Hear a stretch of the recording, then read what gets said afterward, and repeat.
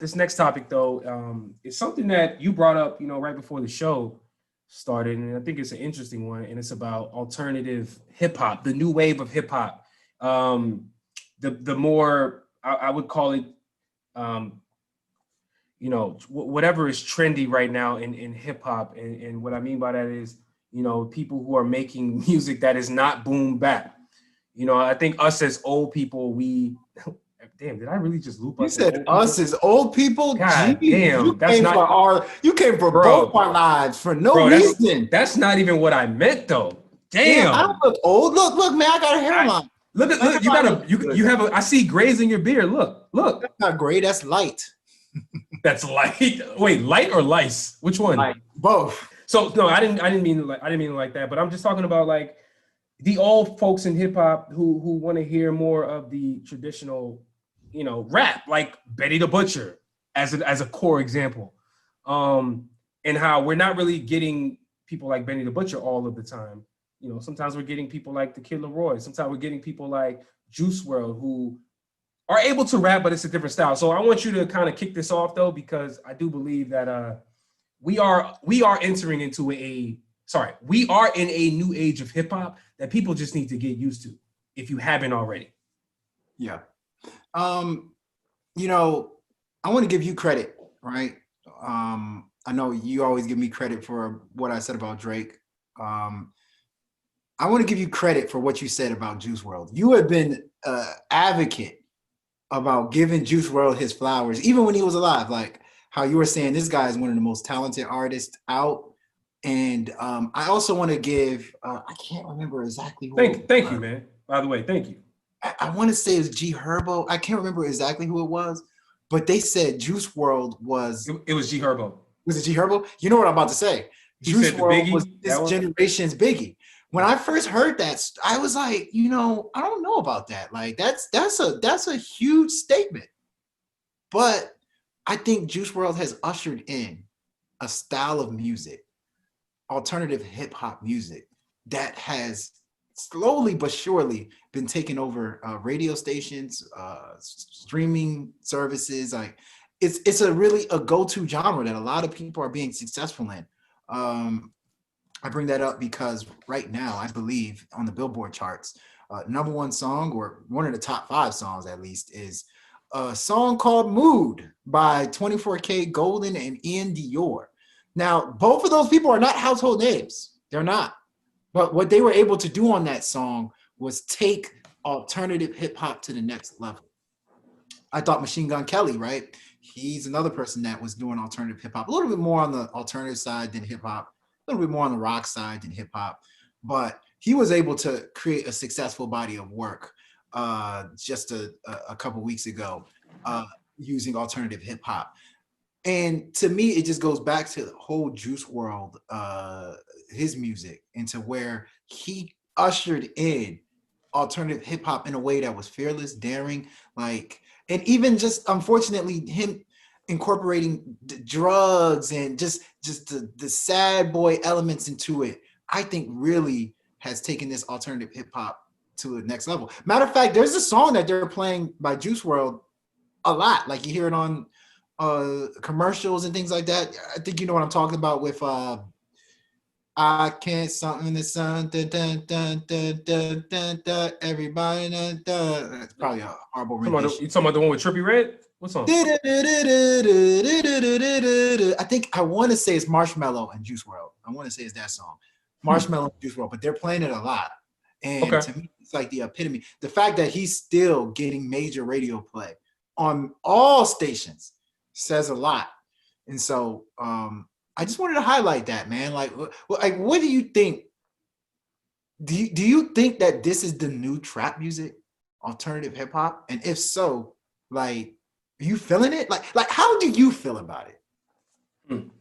Well, I'm having a hard time. I'm having a hard time wrapping my mind around the word alternative, the alternative part of what you're saying. Like, I feel like alternative implies that it means different, right? But it almost makes it seem like that is what is unconventional, that's what's not the status quo. But I actually think it's the opposite. Like, if you think about it, the Juice Worlds of the world, right? All the people we just named, the Trippie Reds, everybody who does what we're talking about, it's the norm and it's the status quo. So I'm not sure if alternative is really the label to really put on it. If anything, I would say the boom bap has become alternative. It's actually flipped. And I know that sounds crazy, but like that's kind of what's happened in hip hop. You know what I'm saying? With the introduction of melodies and the emo aspect into hip hop and stuff like that. So forget it, not getting caught up in the words of it all. If you kind of follow where I'm going with that, I like it. I'm here for it. Like you said, I was really a fan of Juice WRLD's work early. You know, I remember the day I found out about Juice WRLD. You told me about him. Like we were going out one day. I think we were in DC, and you were like, "Yo, you hear this dude named Juice WRLD? He dropped a new song." So there's a song that dropped called "Lucid Dreams," and All Girls Are the Same. And I remember you and I having a debate, and saying to ourselves, "Man, I really like this. This is like it's the content is horrible, but it sounds so good. Man, wow." And so, you know, you could just hear the talent, bro. The talent was there, and the talent is there with a lot of these guys. But I think the problem with the more traditional side of hip hop is, you know, everybody's looking for bars, everybody's looking for melodies, everybody's looking for a traditional hook. Everybody's looking for a specific type of production that if it doesn't necessarily meet that, they kind of dismiss it and act like these dudes can't really rap. Some of these dudes can really, really rap, and Juice WRLD is the epitome of that. And so when you brought up that example of G Herbo making that statement, which it was G Herbo, I remember that he was actually on the Breakfast Club and he said that about Juice WRLD. It resonated with me because as crazy of a statement as that sounds, I believe that to be true. I believe it to be true. Because if you think about it, Biggie was a dude who was at the forefront of his generation. Somebody who could supremely rap. Like, it was almost like he was unmatched. And as a matter of fact, while he was alive, he was given his flowers, right? People were trying to collaborate with him. You know, everybody regarded him as the top dude, right? And then after he died, everyone spent the next 10, 20 years. It's been about 20 years, right? Or so. Actually, it's been 20 plus years. Copying lines from him, saying, you know what I'm saying, getting inspiration. People saying, I grew up on him. He was the reason why I started rapping. Oh man, I really love this style. I believe Juice WRLD's impact into his generation and the generations to come is going to have that type of effect. And whether you like it or not, that doesn't change the statement. That doesn't change the sentiment that he is that influential to his generation and the generations to come. You know what I'm saying? Like, there's a difference between liking what you're hearing, liking that statement, and it not being true. Like, I believe that to be true, but you can like it or not. It's up to you. You know what I'm saying? So again, I guess to wrap it up, I don't know how I feel about the term alternative hip hop. I do feel where you're coming from. I think it's more like emo, if anything. I'm not sure how to categorize it, but I'll just call it hip hop, man. You know, it's hip hop.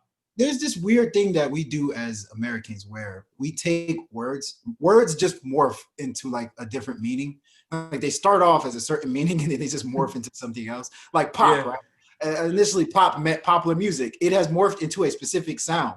So now people are like, yeah, that's pop music, because they're going based off of sound. Alternative has morphed into like rock elements mixed in with, like, if it's alternative R&B, it's like rock elements mixed in with R&B. I understand exactly what you're saying. I understand exactly what you're saying. It's morphed, but initially you're right. It started out as alternative meant, alternative meant like different. But, you know, two things I want to say before we wrap it up. I'm going to say, do you know what I love about this alternative hip hop wave? It shows people like that the people that are making the music, they love music. Point blank, period. Remember back in the day where it was cool to say, man, I'm not no rapper. I'm a hustler that just happens to know how to rap. Remember that? Like nobody was I hated proud that. to I say hated that that. they were a rapper back then. You know, no one was proud to say they were fans of such and such. To me, this wave indicates that people are proud to say, I was a fan of Blink 182. Just like me, I'm a fan of Blink 182. I'm Yeah. also a fan of, Lil Baby. I'm a fan of Gwen Stefani. I'm a fan of Justin Bieber. Like back then, legitimately, that wasn't cool to say. Like, I think it shows people's real genuine love for a variety of genres. To Yeah. me, I think that's the beautiful thing. And another thing I want to say is that, Facts. uh, this is yet another subgenre of hip hop that these traditional rappers are going to have to adjust to. Like, you can no longer just be a Jay-Z. If you want to be successful, you can no longer just be a Jay-Z. You can no longer just be a Snoop Dogg. You can no longer just be a rapper. Like, you're going to have to adjust. And I think out of all the subgenres we've seen throughout these years, this is going to be the hardest for your traditional rapper to adjust to, in my opinion. Yeah. It's going to be the No, hardest. that's a good point, man. That's a good point, and I think it, and you I'll touch on this really quickly. At least I'll try it. But dude, very very powerful point you making right there. Because dude, we talk about this all the time, man. Melodies, melodies, melodies, melodies. That is what is so it's melody, and then it's also the vulnerability. It's those two, right? It's the complete opposite of what the traditional rappers were doing. They were not using melody. Oh man, you sing it too much. Look at what 50 Cent was trying to clown Ja Rule about. As if that's a knock. Oh man, he's singing too much. But yeah, 50 was singing too. The complete contradiction and hypocrisy of that entire thing that always left me very confused. But even for the people who believed what 50 was saying and was trashing Ja for him singing, look at what people are clowning somebody over. He's using melody in his music. Bro, that's music. Yeah, that's music. That's taking music to another level. Yeah, and so with that being said, look at how contentious people were to use melodies freely back then. And this was not that long ago. This is 03 when 50 was clowning this guy. That's 17 years ago. Fast forward to today, and you got dudes who are talking about heartbreak. You got dudes talking about these deep mental issues that they're having. You know what I'm saying? These are things that rappers would have never shared in their music. Never. And so I actually commend these young dudes. I commend them. Young men and women, rather. It ain't going nowhere. I commend them for being vulnerable. I commend them for being emotional, being fearless in their music. I commend them for infusing actual true music, elements of music, which is melody.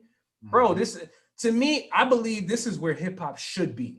Yes. This is where hip hop should be, because this is a complete synergy intersection of the hip hop culture with actual music. Bro, this is hip hop. This is where it should be. Yeah, I agree. So a very good place. I think so, man. I think so. So shout out to all these dudes that are doing it, man. And we can call it whatever we want, but like you said, these older traditional dudes, and even some of the younger guys who, I'll throw a name in there, like a Dave East. Dave East is a younger guy, but he's kind of in that more traditional side of hip hop, right? Where he's looking for the affirmation from those dudes that he looked up to, but them dudes is way out of the game now. Them dudes is way out. You're gonna have to assimilate now if you want to stay afloat. Yeah, to put it in perspective, right? To put it in perspective, Dave East dissed Lil Nas X. Guess who took the most shots for that? Dave East took the most shots. They were like, nobody cares about your music when Dave East said that. That just tells you where we are. They're defending that Lil Nas X. And Lil Nas X is the one that people are more interested in listening to. Yeah. What a dilemma. Look at where we are, man.